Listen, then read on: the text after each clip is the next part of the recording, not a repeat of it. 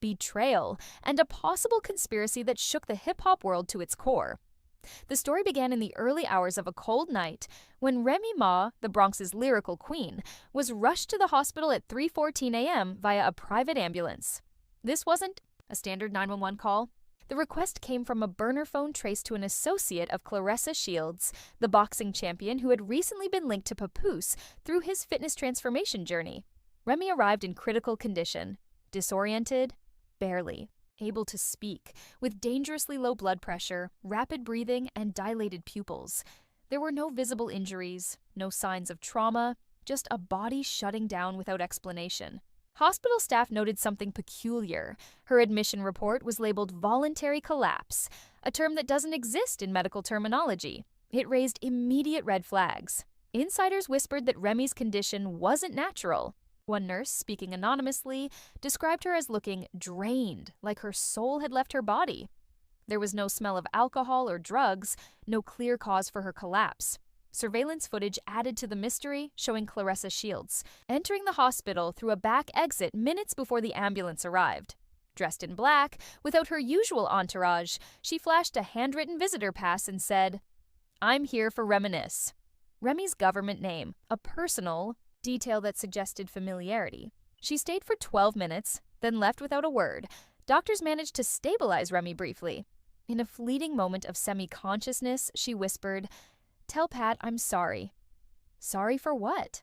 Before anyone could ask, her heart monitor spiked, then flatlined. Despite CPR, epinephrine, and defibrillator shocks, her pulse didn't return.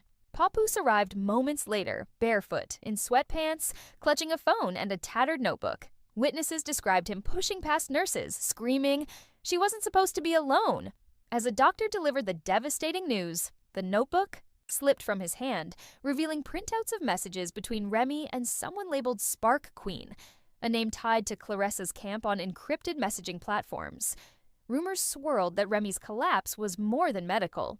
Sources close to the family claimed she had been emotionally shattered days earlier after overhearing a conversation between Papoose and Claressa. Allegedly, Remy stood behind a door as Papoose said, "She can't know yet."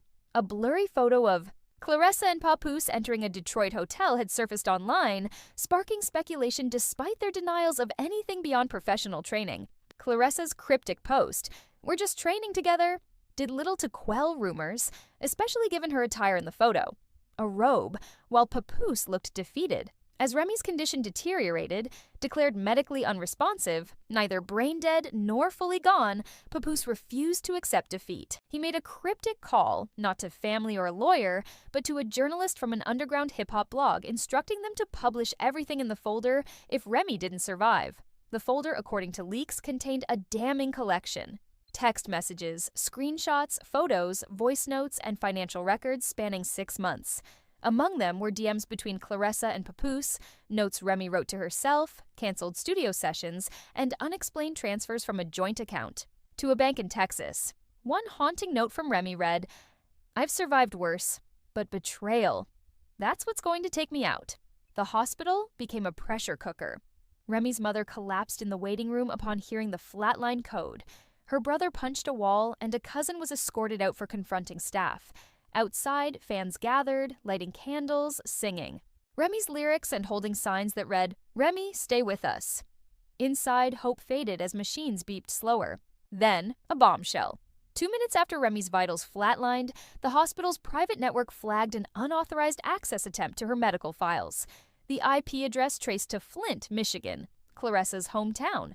Hospital IT flagged. It is suspicious, but a whistleblower claimed management suppressed the alert, possibly due to Claressa's $100 donation to the hospital's athletic rehab wing 6 months prior. Papoose demanded Remy be moved to a secure wing, but doctors cited her instability. Unconvinced, he called Detective Malik, a family friend and private investigator known for his tenacity. Malik uncovered a 3-minute window before Remy's collapse, where a visitor badge was issued to AL. Amber Lewis, Remy's former stylist and ex-best friend. Amber had fallen out with Remy months earlier after being spotted lunching with Claressa. A staff member saw her leaving Remy's room that night, hoodie up, visibly shaken, muttering, "She's going to freak when she wakes up." But Remy didn't wake up. Not then. Social media erupted, fans connected dots, speculating about a setup. Posts flooded X. Amber and Claressa? This is a Lifetime movie. No coincidence in the Bronx. Papoose fueled the fire, posting a grainy Instagram photo of a group chat titled Her Downfall, with members including CS and a blurred name resembling Jackson Mills, a tabloid editor notorious for leaking scandals. Malik's investigation deepened, confirming Amber visited the hospital 3 times that week without medical reason and received 4 $7,000 payments to an account labeled Love Jail, possibly a nod to a scrapped Remy track about betrayal. As doctors proposed a high-risk electrical stimulation procedure to restart Remy's neurological function, Papoose didn't hesitate. While they prepped, he stood outside her room, playing a voicemail from Remy. "If I end up in a hospital, don't be dramatic. Just play this, and remember I never stopped loving you." On the third jolt, a faint beep broke the silence. Remy's fingers twitched. Papoose dropped to his knees, whispering, "She's in there!" Her heart was back, defying medical odds. The internet became a war zone. Fans turned detectives, unearthing hotel invoices, DMs, and a voice note from an account tied to Claressa. She was always going to fold. "I just helped it happen faster." Papoose went live on Instagram, reading texts about dropping news after the next fight, a $2,500 payment to Amber labeled consulting, and Remy's own memo, "If something happens to me, I didn't give up. They broke me." Malik traced the hospital hack to a gym in Flint where Claressa trained, prompting her team to issue a denial. Claressa is supportive. These claims are defamatory. But sponsors began pulling away, and Amber's apartment was mobbed by media. Sense. Final twist came with Remy's memoir, Unwritten, The Truth They Didn't Want Me to Say. A leaked chapter described emotional manipulation by someone in gloves, a clear jab at Claressa.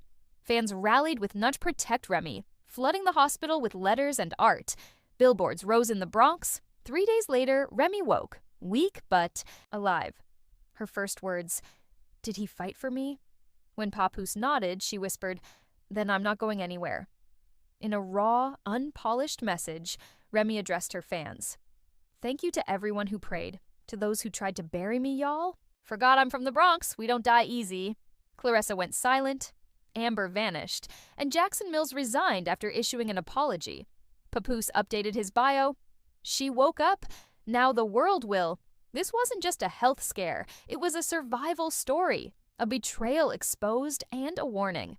Remy Ma didn't just cheat death, she survived a calculated takedown. The folder's full contents remain unreleased, but the question lingers. Was Claressa the mastermind, Amber a pawn, or both players in a game to erase a legend? As Remy recovers, the hip-hop world watches, knowing her next move will rewrite the narrative they tried to steal.